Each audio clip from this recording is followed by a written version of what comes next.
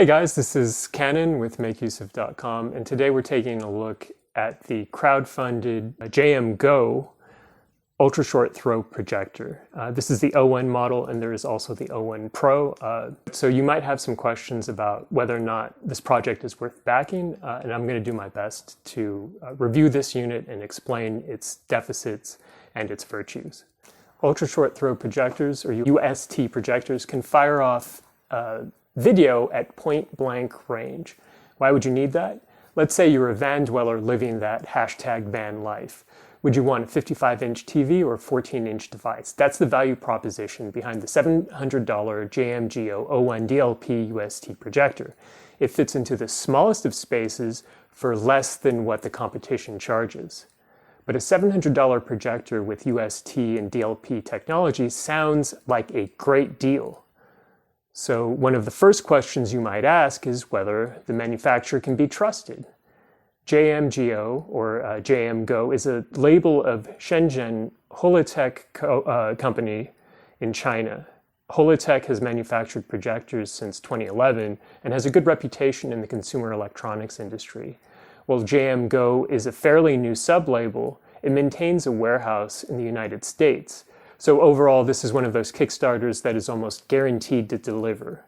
Also, Kickstarters from established manufacturers, they have an excellent track record on meeting deadlines and actually delivering a reliable product.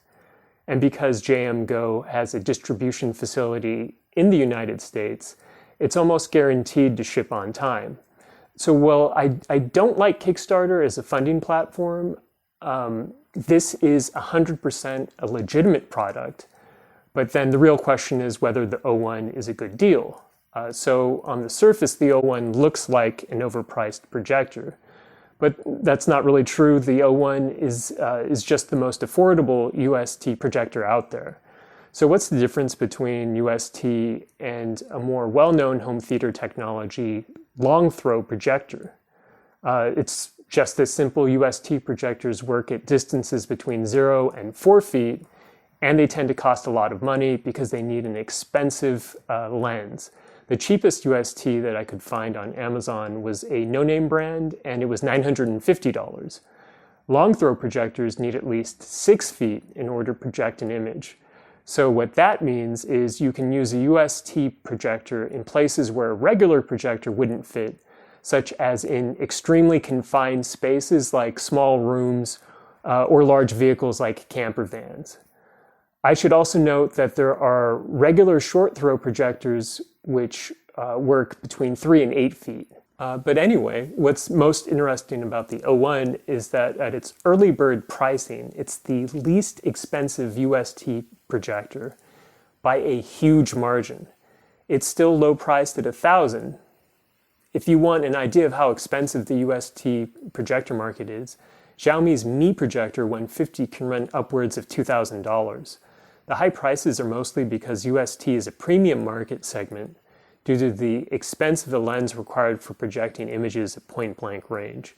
And as with any premium device, most of the components in UST projectors also tend to be high tier. However, even within the premium market segment, there are a few manufacturers who tried to go after a lower price target.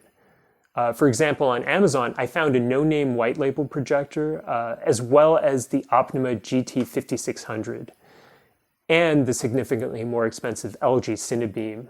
The O1 stands out because even compared to the cheap stuff, it's still significantly less expensive. But there are two really important components where JMGO cheaped out, and that's the DMD chip, which is only capable of 1080p, and the second component is the choice of a low-intensity LED light instead of laser as a light source.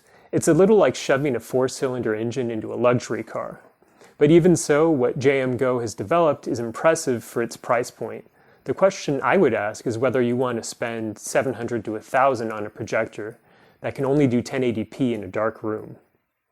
However, if you do need the space savings, it's the best projector available in its class. And when I say the best, I mean the best for $700 to $1,000. Again, we're talking about a DLP projector with a color wheel instead of lasers.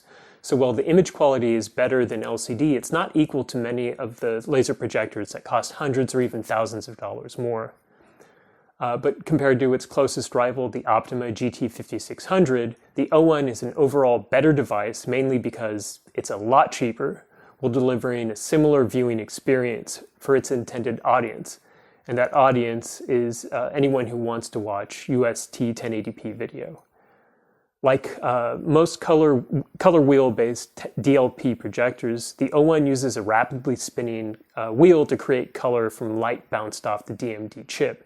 The biggest difference between the O1 and the GT5600 is its light source. The O1 uses the most reliable and power-efficient LED illumination as a light source.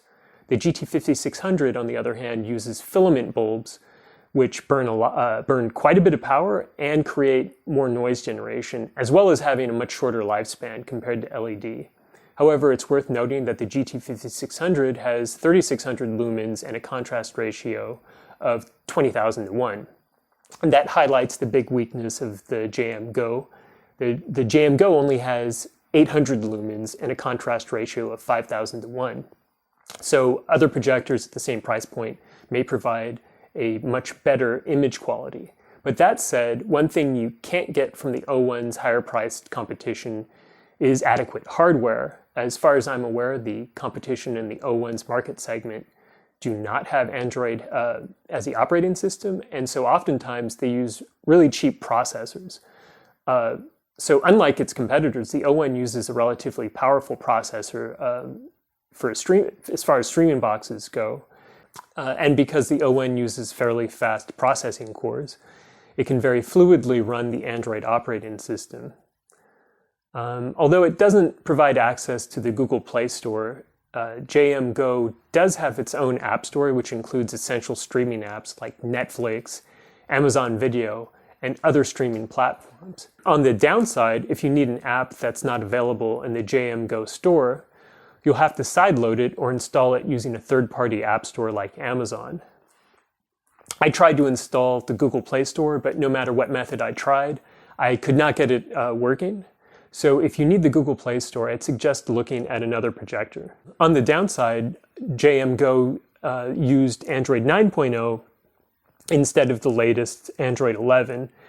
And worst of all, the last security update came out in 2019. So while this is not a mobile device, and you're not taking it all over the place and exposing it to compromised Wi-Fi hotspots, the O1's lack of anything remotely approaching a recent security update is a huge black mark against it.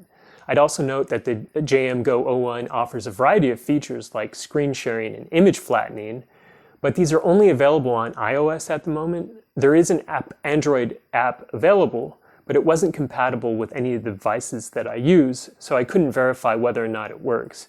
Additionally, I could not get Alexa functionality working, and so I can't test whether or not those features work as intended. And on a final note, I'd like to mention that the repairability and warranty are good. I disassembled the O1 to check it for workmanship issues, but aside from a little bit of overuse of hot glue, the O1 appears to be well constructed and well designed. Regarding the warranty, you get a standard 1-year guarantee against defects, and JMGO operates a warehouse in the US. So if you have an issue that can't be resolved over the phone, you get shipped a new unit from a US warehouse. On the downside, they require that you pay for return shipping. So let's really quickly summarize the pros and cons of the O1. First of all, it's capable of only 1080p. Second, it uses an older implementation of Android 9, and it has not received a single security patch since 2019. Third, at its optimal screen size of 80 inches, the lumens are only about 800, which means you need a dark room to use it. Fourth, it doesn't have the Google Play Store. And fifth, there are several important features that haven't been rolled out, including Alexa support and an Android app. However, even after all the shortcomings are tallied, the O1 is still an excellent device for its price. It has good sound quality, excellent repairability, good features, and low price. My advice is if you're looking for an ultra short throw 1080p projector, it's worth buying. But if you are not looking for one, if you're not looking for an ultra short throw, there are cheaper 1080p projectors out there in both long and short throw form factors. And that's it for this review. For a full-length review, you can find a link in the video's description. And one last thing, if you like this review, don't forget to like, share, and subscribe. Thank you for watching.